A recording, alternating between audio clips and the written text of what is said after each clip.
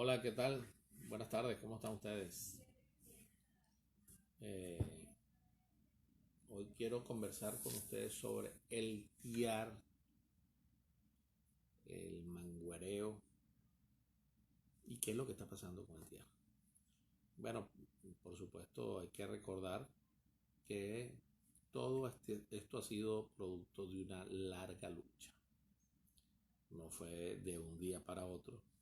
Recordemos que desde finales del año pasado comenzamos con la idea de aprobar en la Asamblea Nacional, sobre todo con la fracción 16 de julio, aprobar el artículo 187.11. Esto es que la Asamblea Nacional apruebe el ingreso de una fuerza militar extranjera al territorio nacional. Bueno, empezó el debate, que si eso no era como un delivery, eso creo que lo dijo Juan Guaidó, y total lo tomaron como Rochela. Luego, seguíamos insistiendo, se dio una rueda de prensa, bueno, con María Corina, luego seguíamos insistiendo en estas cosas y teníamos que encuadrar la necesidad de la aprobación del 187.11 a un ordenamiento jurídico. Comenzamos a conversar y esto, y junto al profesor Andrés Mesgravi, un día Andrés Mesgravi me dice: Pablo, aquí está la solución, es el TIAR, solicitar el reingreso de Venezuela al TIAR. El TIAR, digo yo, sí, el TIAR, el Tratado Interamericano de Asistencia Recíproca. Y así fue como a comienzos de este año comenzamos a darle forma para que la Asamblea Nacional discutiera dentro de su seno el ingreso de Venezuela nuevamente al TIAR. El TIAR es un instrumento, un tratado internacional, un tratado interamericano que data del año 1947 y Venezuela fue parte desde el año 1947, aunque comenzó a regir en el año 1948. Tuvimos 7 décadas siendo miembro del TIAR, pero en el año 2012, bueno, vista la política de Chávez de excluirse de esos sistemas de control multinacionales, se separó él y otro conjunto de países, Venezuela y otro conjunto de países, y salimos del TRIAR. Bueno, a partir de este año comenzamos a motivar la inclusión de Venezuela al TIAR. Y había como resquemores, se negaba la Asamblea Nacional todo, que TIAR y que 8 cuartos. Ustedes saben cómo ellos descalifican las opiniones que no son propias del Frente Amplio o de la MU o del status quo. Pues. Pero nosotros insistíamos. Tan es así que la presión ciudadana hizo posible que se discutiera en primera discusión. Y por ahí creo que en mayo se aprobó, bueno, mejor dicho, antes de mayo se llevó a discusión, pero se lleva a primera discusión cuando salió el tema ese del escándalo de lo que había pasado con la ayuda humanitaria. Lo que, bueno, las cuentas un poco mal saldadas de lo que pasó con la ayuda humanitaria y llevaron eso como a primera discusión, y no fue a primera discusión, sino que lo remitieron a la Comisión de Política Exterior y luego lo engavetaron nuevamente. Y por allí, cuando necesitaban aprobar unos intereses de unos bonos PDVSA con vencimiento en el 2020, lo volvieron a llevar. Y entonces allí aprobaron en primera discusión el TIAR y lo volvieron a engavetar en mayo.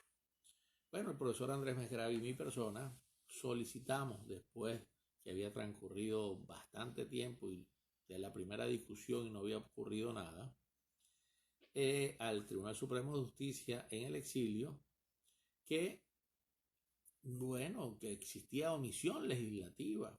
Y entonces el Tribunal Supremo de Justicia, después que admitió fue que la Asamblea Nacional le da la segunda discusión.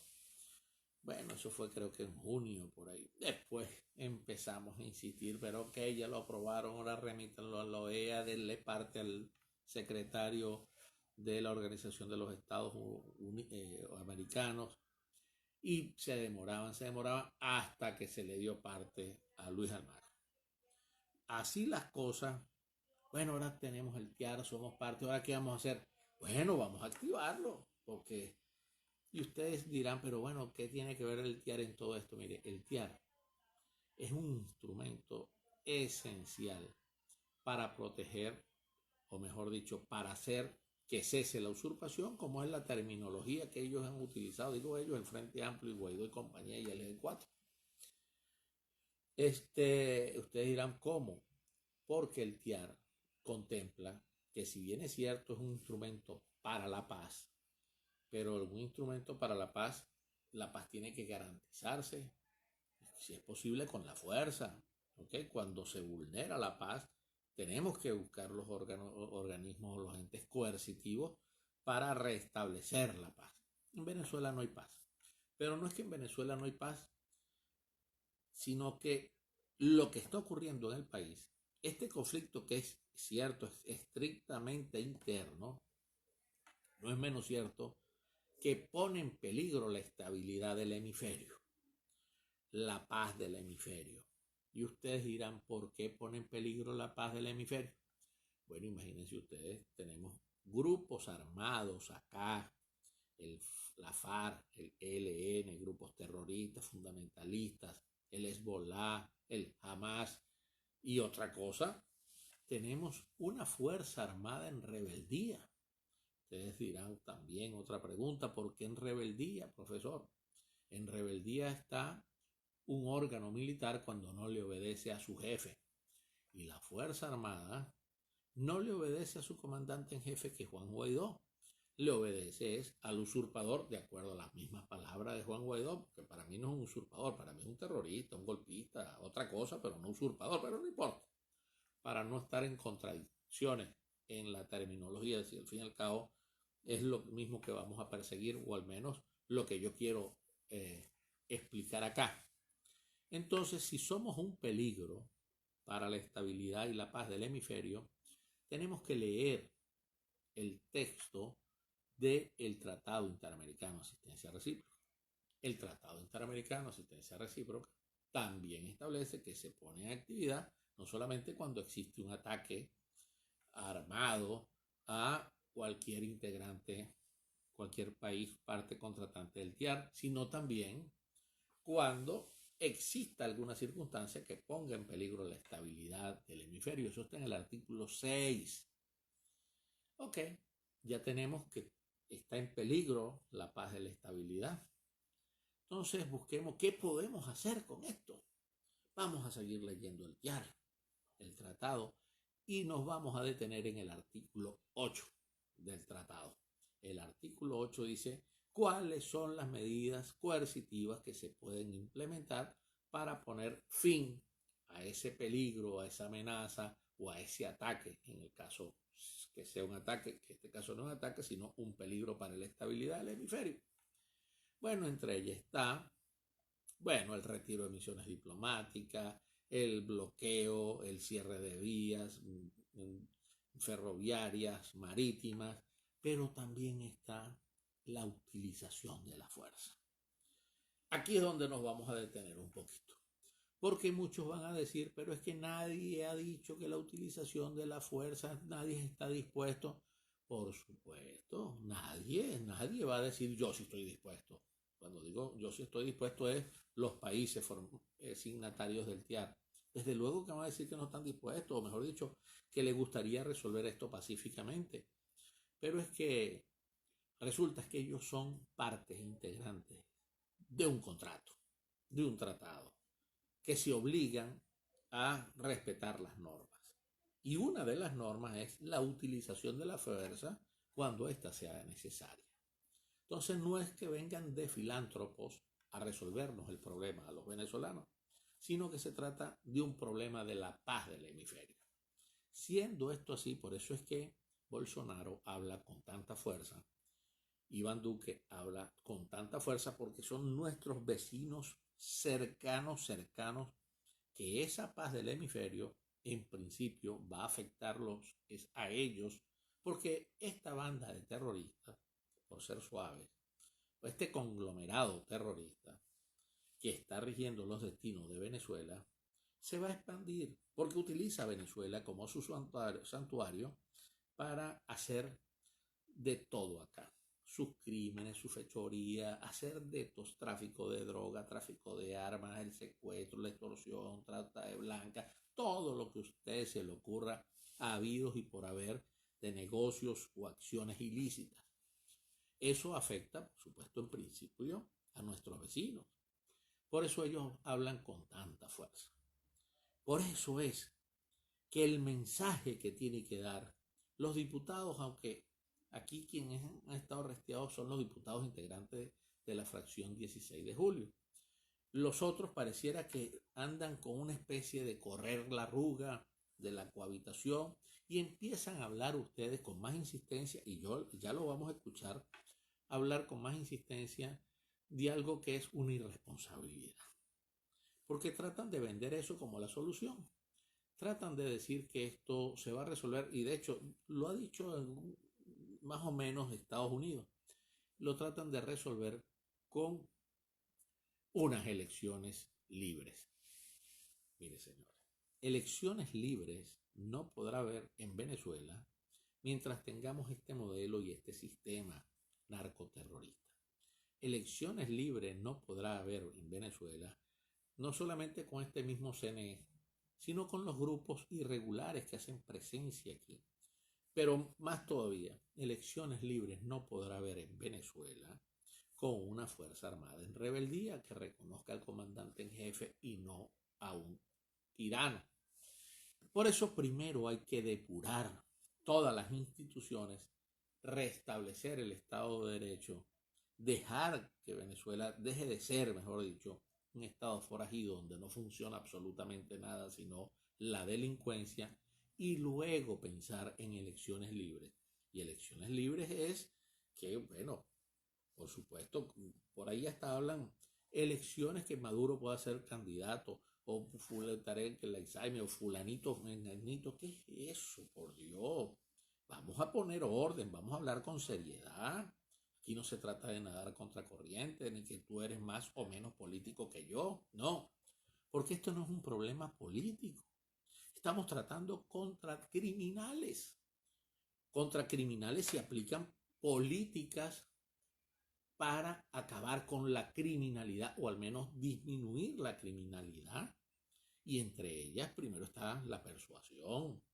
Pero ¿quién puede persuadir? Quien tiene una fuerza.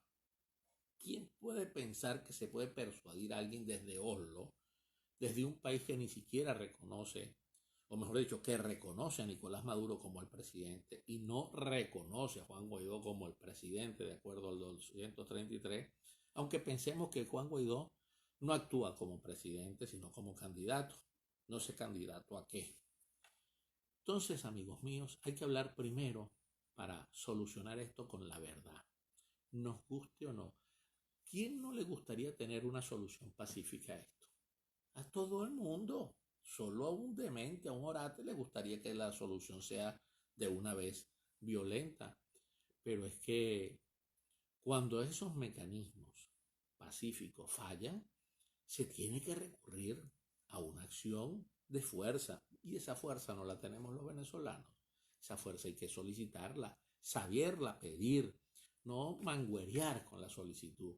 No seguir, ok, las sanciones, la resolución del TIAR fue muy fuerte, ha sido muy fuerte, pero tarde o temprano, amigos míos, aquí la salida va a ser a la fuerza.